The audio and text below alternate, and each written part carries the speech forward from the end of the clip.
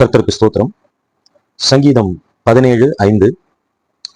என் காலடிகள் வழுவாதபடிக்கு என் நடைகளை உமது வழிகளில் ஸ்திரப்படுத்தும். எனக்கு பிரியமானவர்களே, இந்த பூமியிலே வாழ்கிற வாழ்க்கையில நமக்கு முன்பாக 2 வழிகள் இருக்கிறது. ஒன்று தேவனால் ஏற்படுத்தப்பட்ட வழி, மற்றொன்று அதற்கு மாறாக இருக்கிற ஒரு வழி. நாம் எந்த வழியிலே நடக்கிறோம் என்கிறதே நமக்கு முன்பாக இருக்கிற கேள்வி. தேவனால் ஏற்படுத்தப்பட்ட வழியிலே நாம் நடக்கும் பொழுது நம்முடைய காலடிகள் அது வழுவாது, அது ஸ்திரப்படுத்தப்படும். தேவனால் ஏற்படுத்தப்பட்ட வழிக்கு எதிராக, அதற்கு எதிர்மறையான வழியிலே நடக்கும் பொழுது நம்முடைய கால்கள் வழுவி போகும், நம்முடைய வழிகள் ஸ்திரப்படாது. இதையே யோவான் புத்தகத்துல 14வது அதிகாரத்துல ஆண்டவராகிய இயேசு கிறிஸ்து சொல்லுகிறதை பார்க்கிறோம். யோவான் 14:6 அவர் இப்படியாக சொல்லுகிறார், நானே வழியும் சத்தியமும் ஜீவனுமாய் இருக்கிறேன்.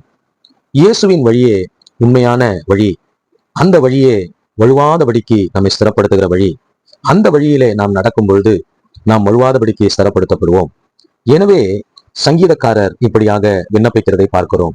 என் கால்கள் வழுவாதபடிக்கு என் நடைகளை உமது வழிகளில் ஸ்திரப்படுத்தும். நாமும் சங்கீதக்காரர் ஜெபித்ததை போல ஜெபிப்போம். ஆண்டவராகிய இயேசு கிறிஸ்துவுடைய வழியிலே நடக்க நம்மை ஒப்பு கொடுப்போம். ஆண்டவராகிய கிறிஸ்து நம்முடைய கால்கள் வழுவி போகாதபடிக்கு அவருடைய வழியிலே நம்மை ஸ்திரப்படுத்தும்படியாக நாம் ஜெபிப்போம். ஆண்டவரே, என் காலடிகள் வழுவாதபடிக்கு என் நடைகளை உமது வழிகளிலே நீர் ஸ்திரப்படுத்துவீராக. ஆண்டவரே, நான் உமது வழிகளிலே நடக்கும் பொழுது நான் வழுவாதபடிக்கு ஸ்திரப்படுத்தப்படுவேன். உமக்கு எதிரான வழுவி போகிற ஸ்திரமில்லாத வழிகளிலே நான் நடக்காதபடிக்கு உம்முடைய வழியிலே என்னை நடத்தும். என் நடைகளை உறுதிப்படுத்தும். வழுவாதபடிக்கு உம்முடைய வழியிலே நடக்கும்படியாக உறுதிப்படுத்துவீராக. இயேசுவின் அதிகாரமுள்ள நாமத்துல செபிக்கிறோம் தகப்பனே. கர்த்தர் தாமே உங்களை ஆசீர்வதிப்பாராக. God bless you all.